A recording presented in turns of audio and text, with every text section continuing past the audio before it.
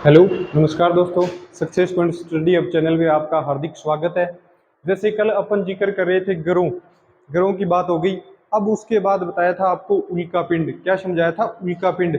तो आज स्टार्ट करते हैं उल्का पिंड से। कल मैंने आपको डेफिनेशन तो बता दी थी उल्का पिंड की, और फिर भी एक बार मैं आपको डेफिनेशन दोबारा समझा जाता हूँ, और उसके बाद अपन आगे से स्टार्ट करते हैं। ठीक है? तो ये अपना क्या था? ये अपना था सन। ये क्या था? सूर्य। ये अपना हो गया कौन सा ग्रह? बुध। ये कौन सा था अपना? शुक्र ग्रह। और ये अपना था पृथ्वी। क्या था? पृथ्वी। और इसके बाद मंगल।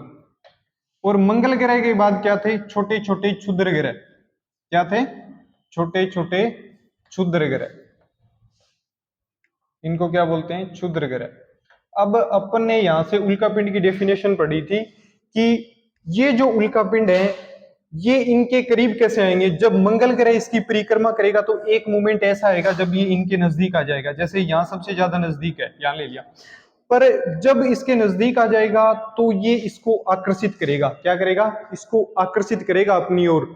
और जब ये आकर्षित करेगा उस टाइम ये अपनी स्थायित्व या अपनी जगह छोड़ देगा, और उस टाइम मंगल ग्रह आगे चला जाएगा। क्या चला जाएगा? आगे चला जाएगा। फिर ये अपनी यहां आकर्षित होकर यहां गति करेगा, ऐसे आगे आएगा, यहां आगे आएगा। जब ये आके पृथ्वी से टकराएगा, क्या? पृथ्वी से टकराएगा। और पृथ्वी के ऊपर चारों ओर क्या है? एक वायुमंडल है। वायुमंडल से टकराएगा तो उसको, उस प्रोसेस को क्या बोलेंगे? पिंड। और जहां से ये अपना स्थायित्व छोड़ेगा उसको क्या बोलेंगे? उल्का। और इस पूरी प्रोसेस को क्या बोलेंगे? उल्का पिंड। ठीक है? ये इतना मैंने कल बता दिया था, और आज इसलिए बताया क्योंकि आज इससे आगे ही अपन टॉपिक स्टार्ट करेंगे। ठीक है? अब इसके बाद एक नाम आता है, क्या? ग्रेटर। क्या नाम आता है? ग्रेटर। ग्रेटर क्या होता है? ग्रेटर नाम आता है। ग्रेटर क्या होता है? मेरी बात सुनो, कि जब उल्का पिंड क्या करते हैं? यहां से आकर्षित होते हैं, जब ये पृथ्वी पे जाके टकराते हैं ना, वायुमंडल से टकराते हैं, तो क्या होता है कि उसमें है ना छोटे छोटे छिद्र हो जाते हैं। क्या हो जाते हैं? छोटे छोटे छिद्र हो जाते हैं। और उनको क्या बोलते हैं? उल्का। उनको क्या बोलते हैं? ग्रेटर। ग्रेटर का मतलब, उल्का पिंड के कारण जो गड्ढों का निर्माण होता है ना, उनको बोलते हैं ग्रेटर। और ग्रेटर का एक एग्जांपल और है, क्या है? लोनार झील। एक एग्जांपल है लोनार झील। लोनार झील ये क्या है? ये इसका निर्माण किससे हुआ है? इसका निर्माण हुआ है उल्का पिंड के गिरने से। एक प्रोसेस और समझी होगी आप, इस बात में डिफरेंस किया होगा कि जैसे उल्का पिंड जब आते हैं तो पृथ्वी के चारों ओर वायुमंडल है। क्या है? वायुमंडल है। तो ये इसको नष्ट कर देते हैं। फिर उल्का पिंड पृथ्वी पर कैसे पहुंचे? ये बात शायद आपको दिमाग में आई होगी। तो कुछ बड़े क्षुद्र ग्रह होते हैं जो ये अपना स्थायित्व छोड़ते हैं और पृथ्वी पे पहुंचते हैं। तो क्या होता है कि वायुमंडल उसे कंप्लीटली, पूर्णतया उसको नष्ट नहीं कर पाता है। कुछ भाग उसके पृथ्वी पर पहुंच जाते हैं, और उसके पहुंचने से जो गड्ढे होते हैं ना, उनको क्या बोलते हैं? ग्रेटर। ग्रेटर। जब ये उल्कापिंड पृथ्वी पर पहुंचे तो इनसे जो गड्ढा हुआ उससे एक झील बनी। उसका नाम क्या था? लोनार झील। क्या नाम था? लोनार झील। इससे एक बात और बताता हूं। एक एक था इजिप्ट का उल्कापिंड। उल्कापिंड ये इंपॉर्टेंट क्वेश्चन है, बहुत ज्यादा इंपॉर्टेंट क्वेश्चन है, इसको समझो। इसकी कितनी विशेषताएं? दो विशेषताएं हैं। एक तो इजिप्ट का उल्का पिंड के कारण क्या हो गया? डायनासोर है ना, क्या थे? डायनासोर। इनकी मृत्यु हो गई। इनकी मृत्यु होगी। दूसरी एक विशेषता हो रही है इसकी। दूसरी विशेषता क्या है कि इस इजिप्टा उल्का पिंड के कारण किसका निर्माण हुआ है? प्रशांत महासागर का। किसका निर्माण हुआ है? प्रशांत महासागर। किसका निर्माण हुआ है? प्रशांत महासागर। ये क्वेश्चन बहुत ही इंपॉर्टेंट क्वेश्चन है। क्यों? क्योंकि ये क्वेश्चन बहुत सी बार पूछा गया है कि डायनासोर की मृत्यु का क्या कारण था? तो क्या था? इजिप्टा उल्कापिंड। और प्रशांत महासागर के निर्माण का कारण क्या था? तो इजिप्टा उल्कापिंड। इतनी बात समझ में आ गई होगी। अब यहां से जिक्र करते हैं अपन एक और बात बताता हूँ यहाँ से, जैसे ये अपन ने फिर से सूर्य बना लिया, ये क्या है सूर्य। फिर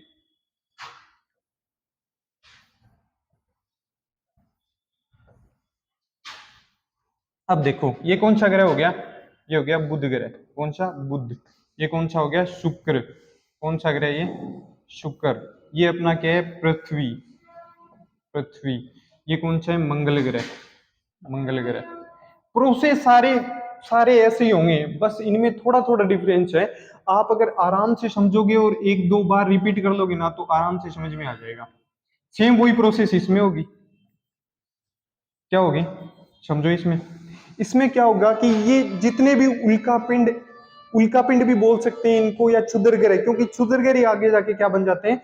उल्का पिंड बन जाते हैं। तो जितने भी ये क्षुद्र ग्रह है ना, ये क्या करेंगे, यहां से जब ये मंगल ग्रह नजदीक आएगा तो ये अपनी ओर आकर्षित करेंगे।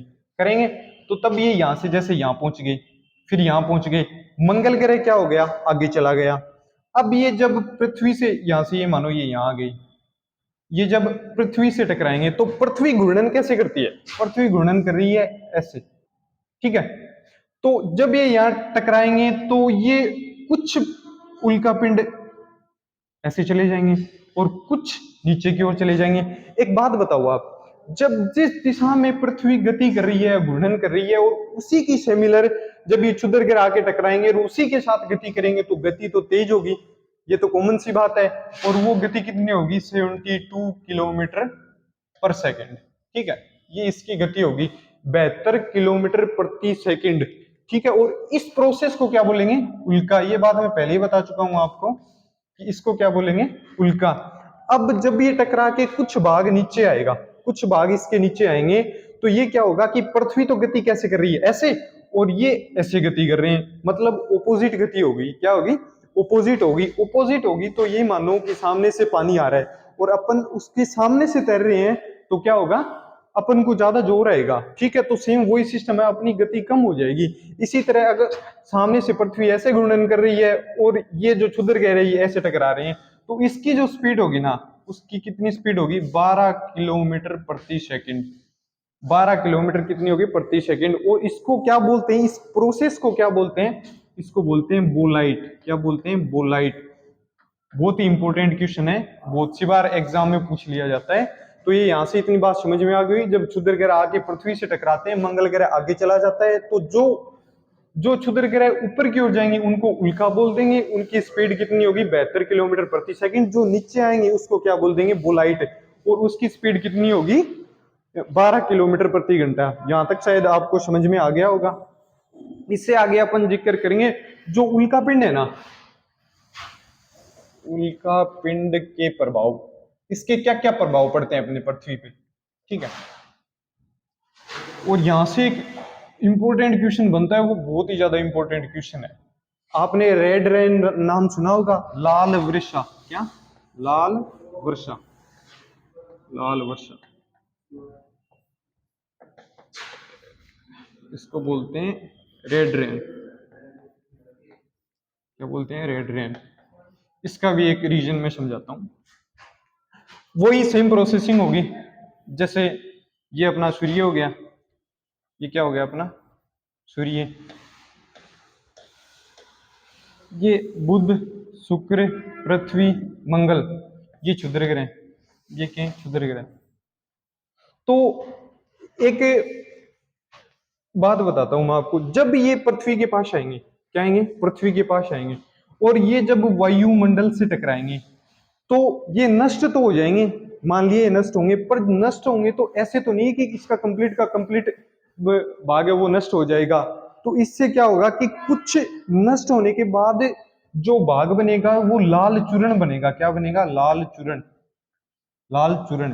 देखो ये यहां से आए, ये पृथ्वी से टकराए और वायुमंडल से टकराए, तो ये नष्ट तो हो गए, पर नष्ट होने के बाद इससे क्या क्या प्राप्त होगा? लाल चूर्ण। और वो लाल चूर्ण वायुमंडल में मिल जाता है। क्या? वायुमंडल में मिल जाता है। और जब वर्षा होती है तो उसके साथ वो क्या होता है? नीचे आता है, बारिश के साथ नीचे आता है, क्योंकि ये पूरा पूरा का पूरा अपने वायुमंडल में जम जाता है। और जब बारिश होती है तब क्या आता है? नीचे आता है। और जब ये नीचे आता है तो जो स्टार्टिंग में बारिश होगी वो लाल वर्षा होगी। इसी को क्या बोलते हैं?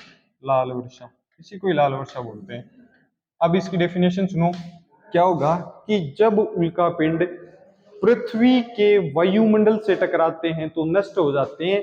जो लाल चूर्ण उत्पन्न होता है उससे वो वायुमंडल में जम जाता है, और जब बारिश होती है तो उसके साथ वो पृथ्वी पर पहुंचता है, जिसे क्या कहते हैं, लाल वर्षा। उसे क्या बोलते हैं, रेड रेन या लाल वर्षा। अब फिर एक बात और बताता हूं इससे आगे, वो यही सूर्य,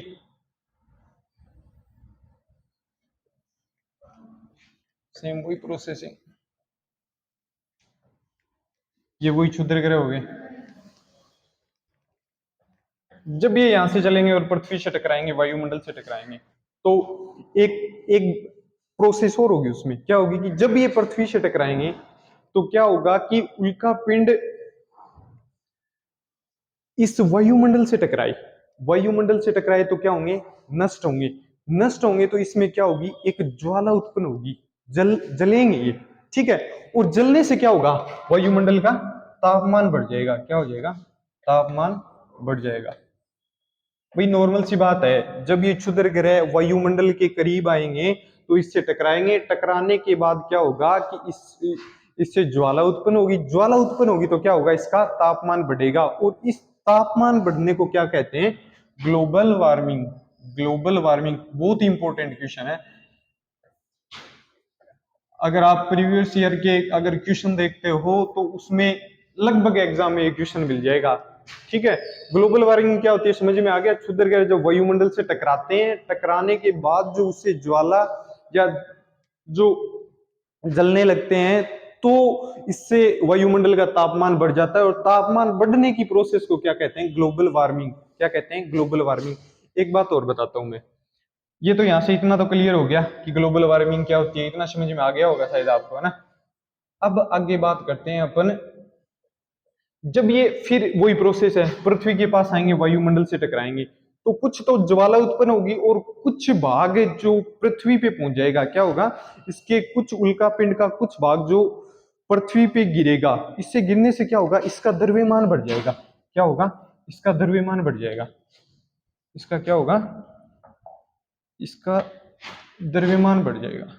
एक मिनट यार,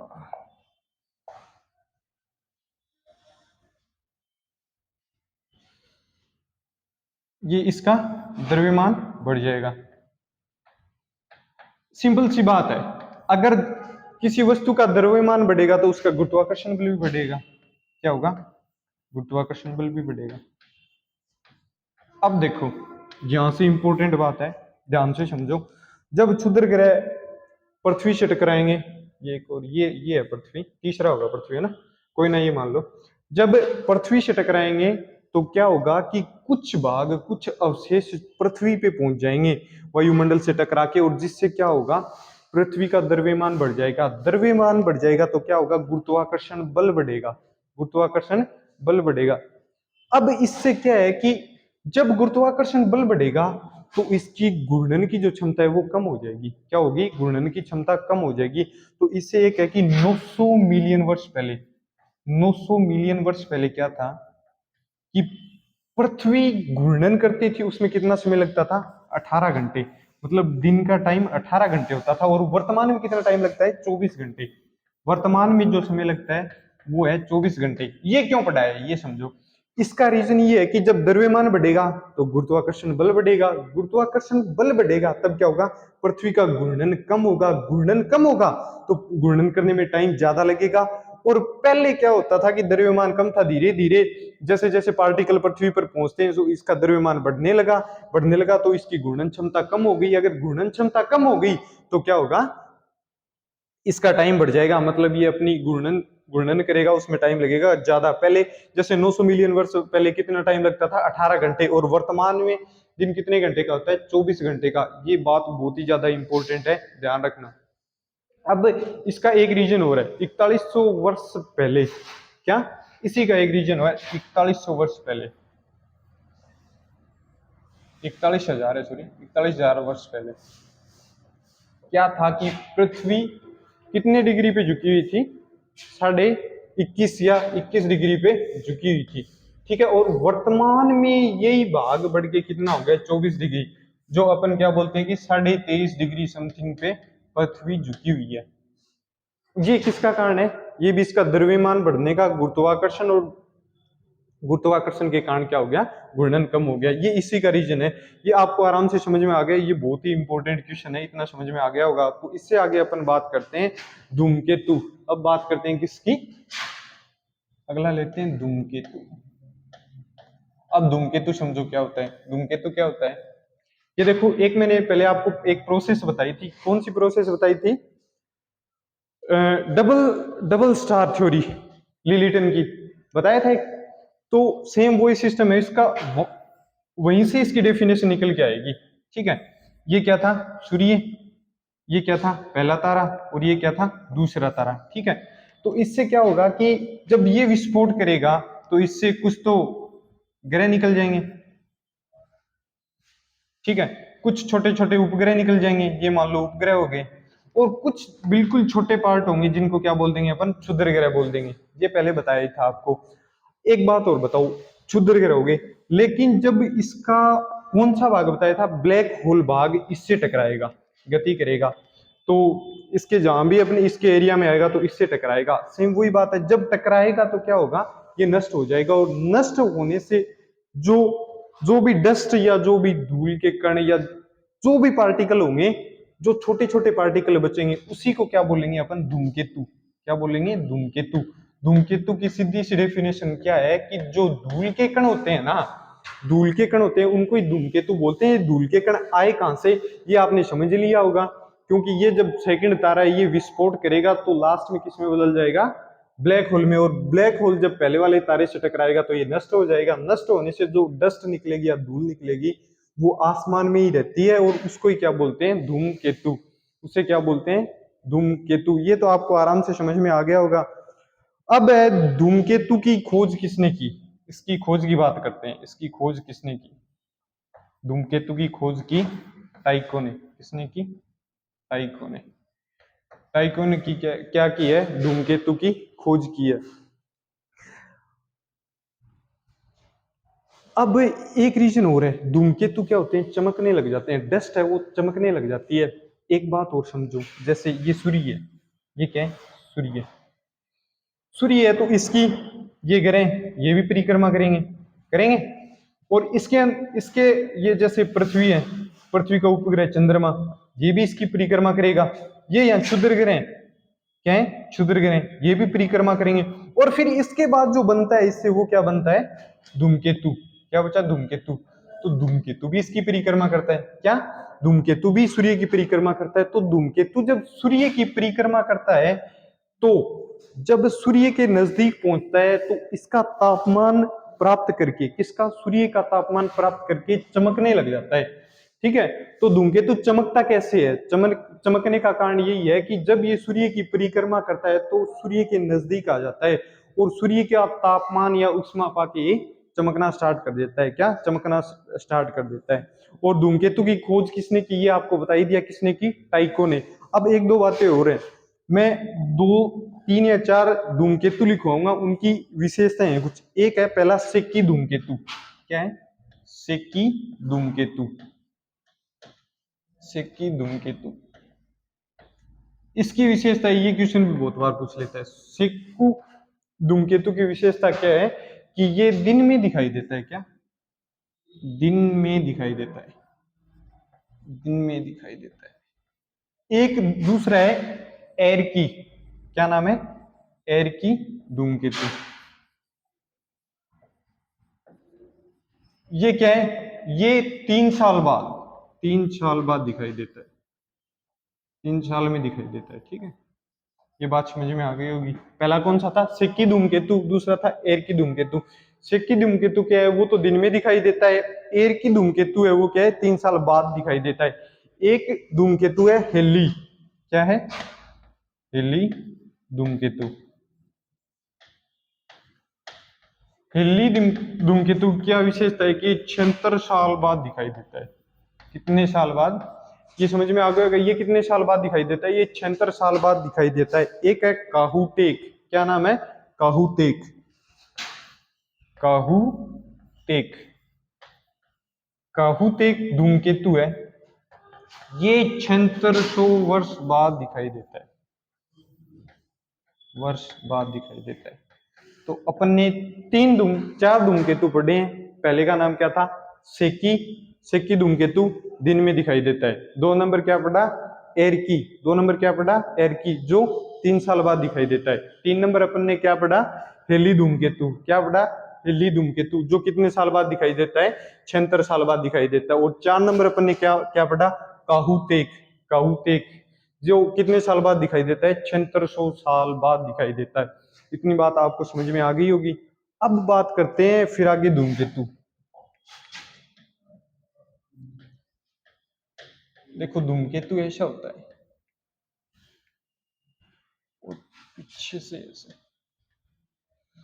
तो जो इसका धूमकेतु का आगे का भाग होता है ना, इसको क्या बोलते हैं? कोमा, क्या बोलते हैं? कोमा। और जो बीच का भाग होता है इसे क्या बोलते हैं? नाभिक। और जो पीछे का भाग होता है इसे क्या बोलते हैं? पुच्छ भाग। तो ये आगे का भाग होगा, इसको क्या बोलेंगे? कोमा, क्या बोलेंगे? कोमा। ये बीच का जो भाग होगा इसको क्या बोलेंगे? नाभि, ठीक है। और ये पीछे का जो भाग होगा इसको क्या बोलेंगे? पुच्छ, इसको क्या भाग बोलेंगे? पुच्छ भाग। अब इस तीनों की अलग अलग विशेषताएं हैं, तीनों की क्या है? अलग अलग विशेषताएं हैं। क्या बताया? धूमकेतु, धूमकेतु के कितने भाग हैं? 3 भाग। पहला कोमा, बीच वाला नाभि, और लास्ट वाले का क्या नाम है? पुच्छ भाग। तो पहले कोमा, कोमा की बात करते हैं। इसमें क्या क्या होता है? तो इसमें क्या आता है? जल और CO2, ठीक है। इसमें क्या आता है? इसमें धूल के कण और बर्फ और अन्य पदार्थ भी इसमें आ जाते हैं। क्या? अन्य पदार्थ भी इसमें आ जाते हैं। और इसमें लास्ट वाले में क्या होता है? पुच्छ भाग में इसमें आता है गैसों के अवशेष। इसमें क्या आता है? गैसों के अवशेष। यहां तक तो आपको समझ में आ गया होगा।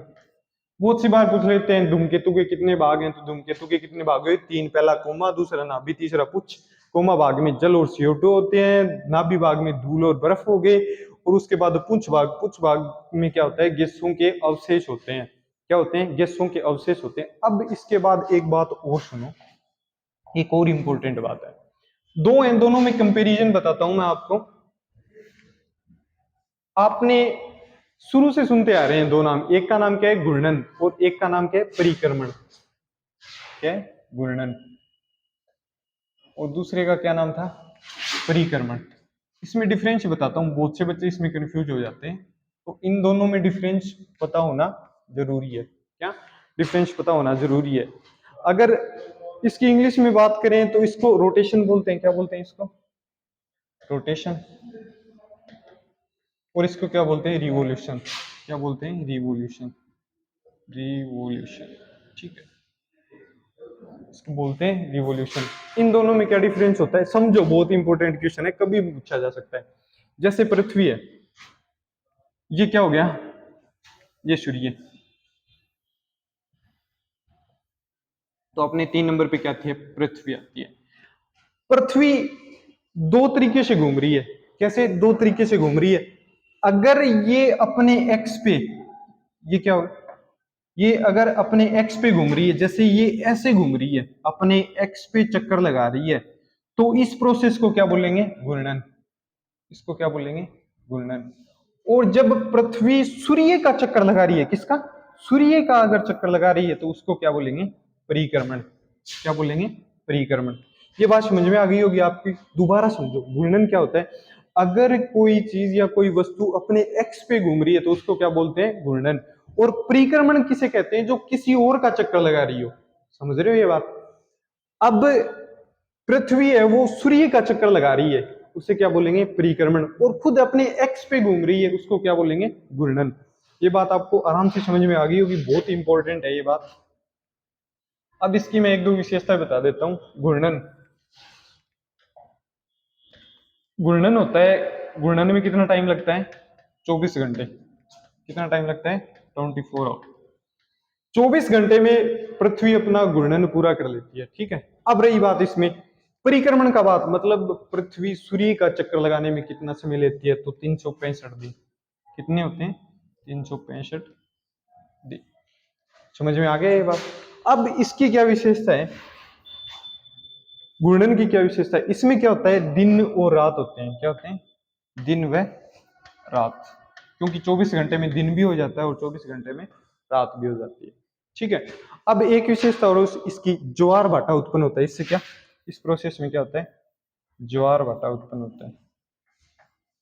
जब पृथ्वी घूमती है तो जो पानी होता है वो अपने मतलब गहराई से या बीच में से कोने पे पहुंच जाता है, बहुत ज्यादा पानी बाहर बाहर भी निकल जाता है, तो इस प्रोसेस को क्या बोलते हैं, ज्वार भाटा। अब रही बात परिक्रमण की, परिक्रमण की क्या विशेषता होती है कि इसमें ऋतु बदल जाती है, इसमें क्या होती है, ऋतु बदल जाती है, क्योंकि 365 दिन में सारी ऋतु आ जाती है, ऋतु का बदलना। दूसरी एक बात और, 365 दिन में है तो उसमें एक विशेषता और भी होती है कि दिन भी बड़े होते हैं, कभी रात भी बड़ी होती है, दिन छोटे हो जाते हैं, रात छोटी हो जाती है। तो दूसरी बात क्या है, दिन व रात का छोटा व बड़ा होना, दिन व रात का